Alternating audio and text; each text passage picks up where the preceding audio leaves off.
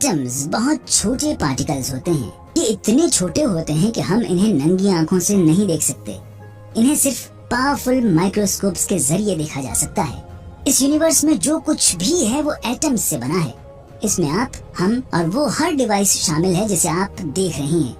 वास्तव में अकेले आपकी बॉडी में 7 बिलियन बिलियन बिलियन एटम्स हैं, जो 7 × 10⁻27 एटम्स के बराबर है। आखिर ये एटम होता क्या है?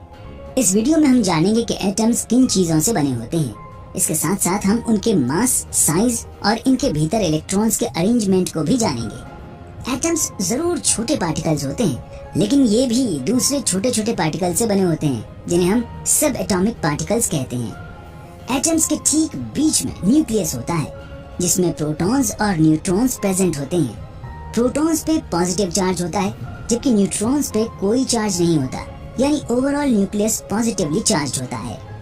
जिस तरह हमारे सोलर सिस्टम के सभी प्लैनेट्स सन का चक्कर लगाते हैं, ठीक उसी तरह इलेक्ट्रॉन्स भी न्यूक्लियस का चक्कर लगाते हैं। इलेक्ट्रॉन्स पे नेगेटिव चार्ज होता है। इलेक्ट्रॉन्स पे नेगेटिव और न्यूक्लियस पे पॉजिटिव चार्ज होने के कारण ये दोनों एक दूसरे से इलेक्ट्रोस्टैटिकली बाउंड होते हैं। ये सन और सोलर सिस्टम के डिफरेंट प्लैनेट्स के बीच लगने वाले ग्रेविटेशनल पुल जैसा है। तो ये एटम का जनरल स्ट्रक्चर था। आइए हम इसके मास और साइज को डिस्कस करते हैं। प्रोटॉन्स और न्यूट्रॉन्स का मास सेम होता है, लेकिन इलेक्ट्रॉन्स इतने छोटे होते हैं कि इनका वेट प्रोटॉन्स और न्यूट्रॉन्स के कंपैरिजन में नेग्लिजिबल होता है। इलेक्ट्रॉन्स प्रोटॉन्स से लगभग 2000 गुना हल्के होते हैं, जिसके कारण इलेक्ट्रॉन्स का मास भी न्यूक्लियस पे कंसंट्रेटेड रहता है। आइए अब एटम के साइज को डिस्कस करते हैं। किसी एटम की रेडियस उसके साइज को डिस्क्राइब करती है। किसी एटम की रेडियस इसके सेंटर से आउटर मोस्ट शेल की डिस्टेंस होती है। एटम की टिपिकल रेडियस 10⁻⁻10 मीटर होती है। एटम का ज्यादातर मास उसके न्यूक्लियस में होता है, लेकिन साइज में न्यूक्लियस एटम से बहुत छोटा होता है। न्यूक्लियस का साइज बहुत कम होने से इलेक्ट्रॉन्स इसके चारों ओर दूर दूर तक चक्कर लगाते रहते हैं।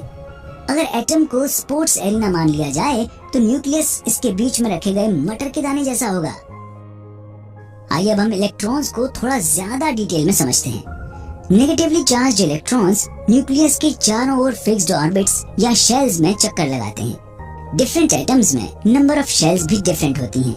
प्रत्येक शेल की एनर्जी फिक्स होती है, यानी इलेक्ट्रॉन को किसी शेल में रिवॉल्व करने के लिए इलेक्ट्रॉन की एनर्जी उस शेल की एनर्जी के बराबर होनी चाहिए। न्यूक्लियस के पास की शेल की एनर्जी सबसे कम और आउटर मोस्ट शेल की एनर्जी सबसे ज्यादा होती है।